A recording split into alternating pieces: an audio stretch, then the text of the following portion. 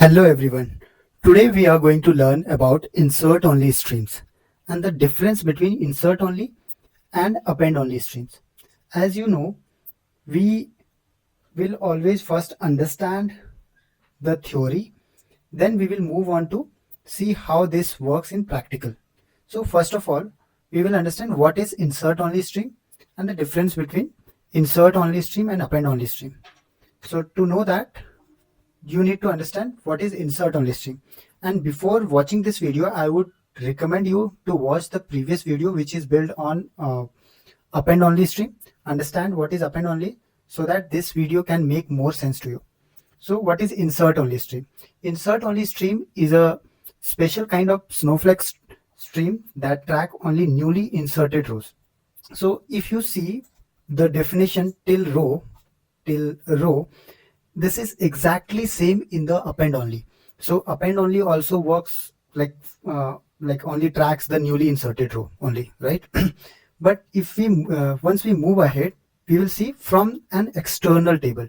But in append only, we actually do that in internal table, not from the external table. Here you can see an external table is what? Usually the data in S3, Azure Blob or GCS. So unlike, first of all, how this insert only and append only is different. So you need to understand that as well. Unlike standard stream, it does not track updates and delete because external tables are append only in nature. What does that mean? External table are append only in nature. So external table like S3, Azure Blob, what we normally do, we actually dump our Excel file or like CSV files, and once new files are landed in the S3, but you cannot edit or delete the rows in them. Like we do not like delete or update rows on them, right? So that's why external tables are append only in nature. So in standard stream, we can track, update, delete, and insert all of those three. But in insert only, we can only track newly inserted rows, and as well as in the append only, we can also we only track insert only rows, right? But the difference is only that insert only works on external table, append only works on internal table. So let's understand the difference. So here you can see captures only new files, inserts coming into the external stage, no updates and delete since external tables are read only. Here as well, only insert operation ignores update and delete. Almost same, right? But here in the next step, you will see the difference. It works on only on external table. It works on internal table. That is the main difference you can say between this append only and insert only. So use case can be new rows data landed in S3, right? An example are daily logs, sensor data files. And here the use case can be audit log table, event logging, IoT sensor tables, where insert only matters. And if you see the syntax, the syntax are more or less similar. Create or replace stream, create or replace stream. Here you can see on external table, here you will see on table, and here we actually take insert only equal to true, and here we take append only equal to true. So that is the difference between them. Okay, so before coming to this, I will come back here. Let's understand how this insert only works. So we have this set of roles, warehouse, database, and schema. We will just create this schema here. So chat schema created. Now we will create a target table, which is event table. So I'll just run it. So event table is created. Now, as we have already learned about these steps, that's why I'm not taking more time to explain you guys this. If you haven't watched the previous videos and all, please do watch those videos and you will understand how these actually works. So create or replace storage integration. So we are actually creating storage integration. This ARN I have taken from the AWS, and the path is also taken from the AWS. I'll show you from where. This is, if I go S3,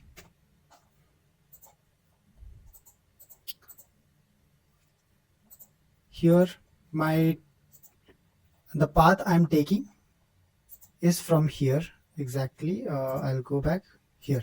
So this is the file. This is the path I'm taking here.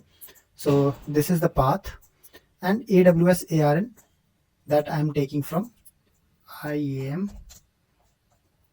I will not explain you much about this because I have already explained this. So I'll just go here and the ARN I have taken from here. Okay. Okay. Now I'll just run it. So Snowpipe integration has successfully been created.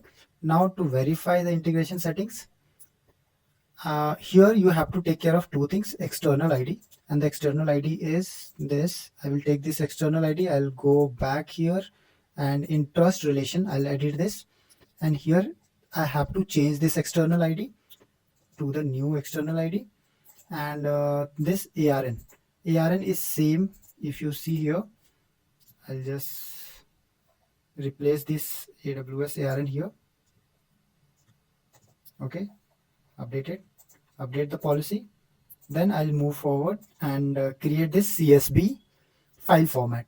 Once this file format is created, I will create an external stage. Okay, sorry, I will create an stage. So my stage name is my S3 Snowpipe stage. Okay, so stage I have created. So you can see stage area, my S3 Snowpipe stage successfully created. So external stage has been created. Now to verify that whether I can now access my data in S3 or not, you have to just write list @ my S3 my underscore S3 Snowpipe underscore stage, whatever name you have like taken here. So I'll just run it. Oh, sorry, okay. Now you can run it. So here you can see that yes, we can access the files in S3 bucket. Okay, so now I'll go back to my S3. I have to delete one file so that you will understand. Here I have two files. I'll just delete one files. Later I'll update this file. Okay, okay, you have to permanently delete. Okay, delete object.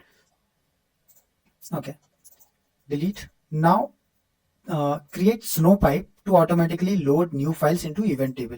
So here I'm creating my Snowpipe. For that I'm just writing create or replace pipe name, auto ingest true as copy into from S3. So as this is my Snowpipe stage, so I'm taking the data from there, and the type file type is my CSV file that I have already created and on the top. So I'll just run it, and my Snowpipe is created already. So right now I'm not here. You will see my, once I'll run my system pipe, you will see it is running. And if you want to see the snow pipe, here you can see S3 pipe. Okay, now if you want to create a notification channel, you can create that as well, but right now I'm not going into that. I'll just create an external table on S3. So what is external table on S3? It will create a table. It is basically a metadata of the table that is there in the S3. So I have one file in S3, right? If you just go here, here you can see this file has 25 rows. Okay, so what this external table will do, external table will take the location, row numbers, row count, and yeah, these details that will this table will take and create a metadata which is very small in size. So it will basically not take much size in the snowflake. It will your data will be in the snow S3 only, but an external table will be created from where you can query. Okay, so just you can see the table has been created. Now here is the thing. Here we are creating an insert only stream on external table, not in the internal table. So external table, and the syntax is same as I showed you here, right? Insert only true, insert only true, and here on external table, and my external table is that I had created here. Okay, so I'll just run this.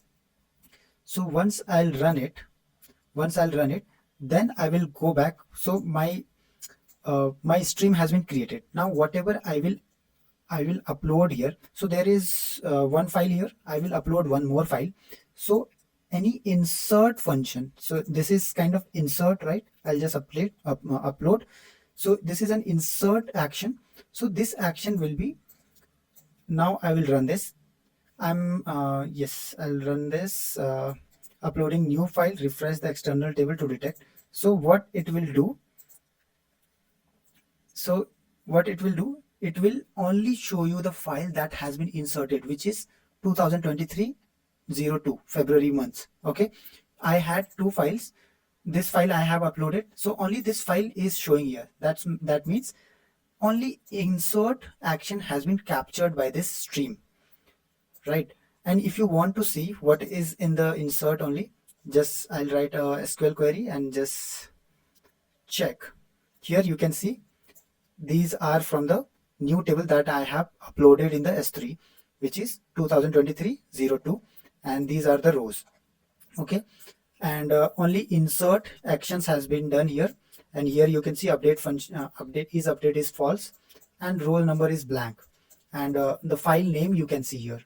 Okay, yes, so this is how you can so what actually insert only doing here, it is only capturing the new file that has been inserted after creating this external table, and after creating this stream. So once we created this stream, whatever file has been uploaded, new file has been uploaded in the S3, it will show you that, it will give you that file. Okay, now you want to like check this, you can do this. Now if you want to put this new file in a table, in a Snowflake table, so here insert only into, and this table, this is your target table. So you can, so new file has come in the Snowflake, sorry, in the S3. Now if you want to create an internal table in the Snowflake, you can just run this insert only, and here we are using value C1 because this is the syntax. Basically this actually detects the column 1, column 2, column 3, and you have to give the data type, and whatever name you have to give, like you can give the name here. Okay, so in this way we can create a table in the Snowflake. We will, once I'll just run it, once I'll run, you will see a table 25 rows has been inserted. Now if you run this target table, you can see only new file that has been added in the S3 is here in the Snowflake table, and here you can check. These are from the month, February month only, and 5 rows has been inserted. So hope it is clear to you.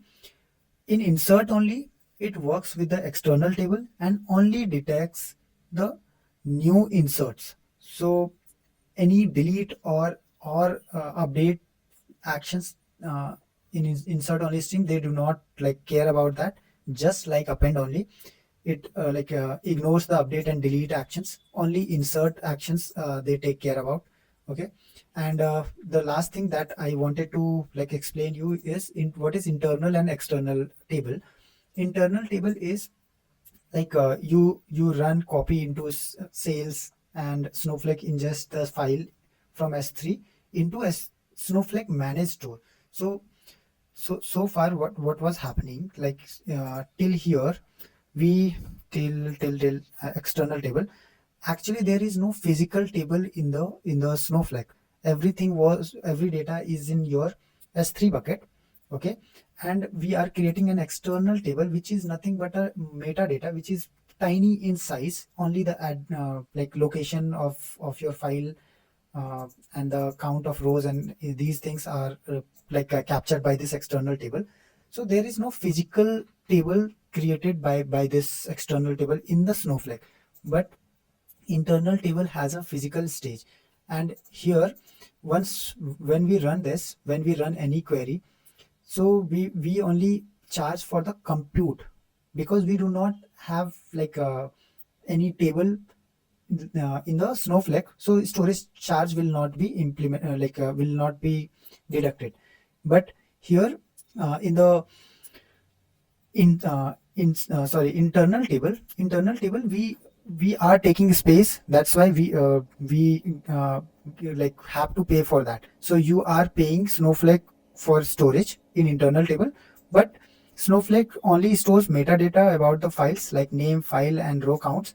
So you are not paying Snowflake for full data storage, only for the metadata storage, which is tiny in size and compute cost only when you run it. Okay, so this is the difference between internal and external. That also you need to know. That's why I like explained you in this video. Thank you so much, guys. Hope you guys understood. If you have any question, please write in the comment box. See you guys in the next video.